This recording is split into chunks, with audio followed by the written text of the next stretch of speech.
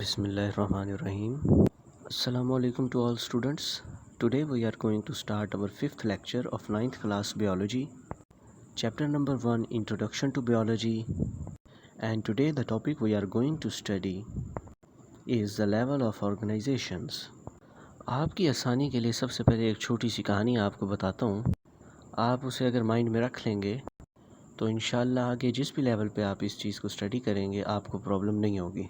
Student, कहानी कुछ इस तरह है.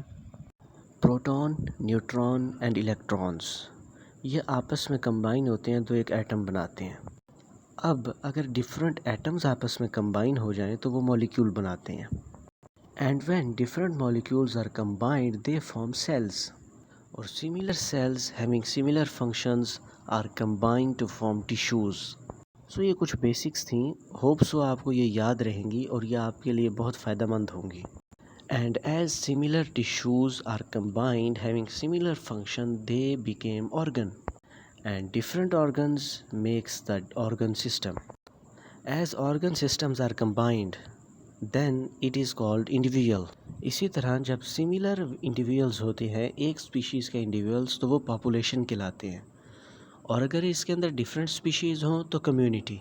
और all communities in the world is called biosphere. इस तरह की छोटी सी एक्सप्लेनेशन देने का मकसद सिर्फ ये था कि आपको ये चीज़ें याद रहें.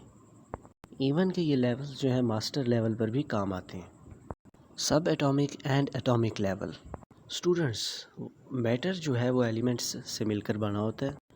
और matter is defined as anything that has mass and occupy space.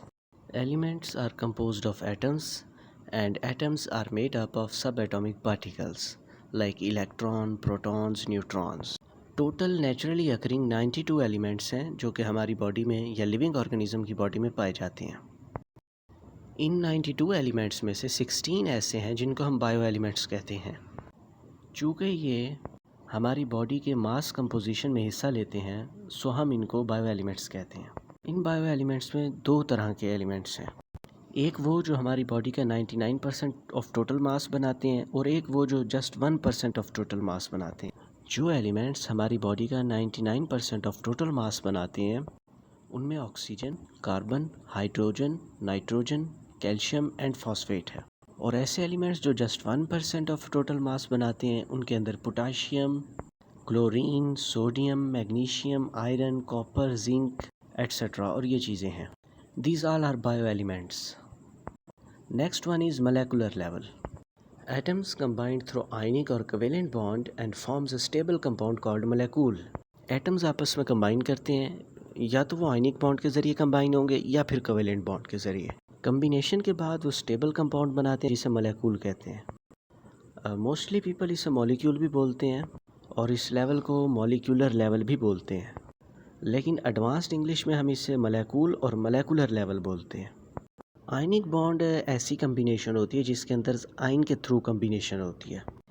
Positive और नेगेटिव आयन आपस में अट्रैक्शन पैदा करते हैं और एक बॉन्ड बना देते हैं. जबकि कोवेलेंट बॉन्ड में म्यूचुअल शेयरिंग ऑफ इलेक्ट्रॉन्स होती है. एक ही इलेक्ट्रॉन दोनों एटम्स के पास शेयर्ड होते हैं mutually. Ionic bond and covalent bond both are the forms of chemical bonds. Molecules दो किस्म के होते हैं, माइक्रोमोलेक्यूल्स एंड मैक्रोमोलेक्यूल्स. माइक्रोमोलेक्यूल्स ऐसे मोलेक्यूल्स होते हैं जिनका मोलेकुलर वेट जो है वो लो होता है. इसकी एग्जांपल है ग्लूकोज एंड वाटर. मैक्रोमोलेक्यूल्स वो वाले मोलेक्यूल्स होते हैं जिनका मोलेकुलर वेट हाई होता है. It's example includes starch, protein and lipids. Starch जो है ये स्टोरेज फॉर्म ऑफ फूड होती है प्लांट्स के अंदर, जबकि लिपिड्स जो हैं ये फैट्स होते हैं, फैटी एसिड से मिलकर बने होते हैं. स्टार्च ओनली प्लांट्स में पाई जाती है जबकि लिपिड और प्रोटीन एनिमल्स में भी होते हैं. Even that lipids are considered as a high source of energy in animals. Protein is also a source of energy in animals but starch is source of energy only in plants. Hope so आपको मेरी समझ आ रही होगी. The next level is organelles and cell level. Molecules are combined to make organelles. Organelles जो हैं ये microscope के ज़रिए देखी जा सकती हैं, नेकेड आई से ये अपीयर नहीं होती. ऑर्गेनेलीज जो हैं ये सब सेलुलर स्ट्रक्चर है. So question arises here, what are sub cellular structures. Students, sub cellular structures ऐसे स्ट्रक्चर्स होते हैं जो कि कम्प्लीटली सेलुलर तो नहीं होते, लेकिन ये नॉन सेलुलर भी नहीं होते। ये इनकी इंटरमीडिएट फॉर्म है। ऑर्गेनेलीज की एग्जांपल में आ जाती है माइटोकॉन्ड्रिया, राइबोसोम्स। हर ऑर्गेनेली का अपना एक स्पेसिफिक फंक्शन होता है। For example, mitochondria, it is involved in the cellular respiration, and ribosomes are involved in protein synthesis. Protein synthesis जो है ये एनर्जी के लिए बहुत ज़रूरी होता है हर सेल के लिए। इसकी डिटेल आप आगे जाके चैप्टर्स में पढ़ेंगे। Hope so you will differentiate about sub cellular and cellular structure. Students, there is a division of labour among the cells. Division of labour से ये मुराद है, डिफरेंट टाइप्स ऑफ ऑर्गेनेलीज होती हैं, हर ऑर्गेनेली को उसका एक स्पेसिफिक फंक्शन सौंप दिया जाता है और इनका मेन फंक्शन सेल की मेंटेनेंस होती है। इसकी एग्जांपल इस तरह मैं आपको देता हूँ, जैसे कि एक फैक्ट्री है, उसके अंदर डिफरेंट लेबर्स होती है। हर लेबर को अलग अलग काम सौंप दिया जाता है और उनका काम एक ही होता है कि मेन प्रोडक्ट बनानी है फैक्ट्री के लिए। इसकी मिसाल भी बिल्कुल ऐसी ही है।